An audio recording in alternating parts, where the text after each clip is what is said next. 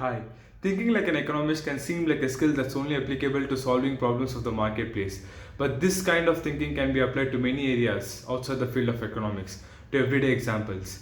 Thinking like an economist can help solve irrational decision making and can help you in taking much better decisions that affect your life and can also aid you in understanding the world around you much better.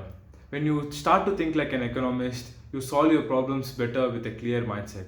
So, the concept I want to talk about today is opportunity cost. It's a fundamental theory in economics. Everything in life has an opportunity cost. Opportunity cost is in simple words, anytime you decide to do something, there is something else that you're not doing. Every time you make a choice about something, you let go of an opportunity over another. I'll illustrate this with a real life example. Suppose there's a girl called Sarah. She has just finished her studies and she's looking to get married. She wants to marry a doctor since she's a doctor herself. So she starts looking in matrimonial sites.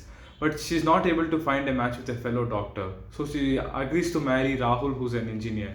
Both the families of Rahul and Sarah agree to get each other married. After some time, they get engaged. Sarah, since she's engaged, goes to this matrimonial site to delete her profile. But then she finds Raghu, a doctor, who belongs to her same caste and ethnicity and an ideal match for her. But since Sarah is engaged to Rahul, an engineer, she can't marry Raghu, a doctor. When you choose to marry one person, you give her the opportunity to marry someone else.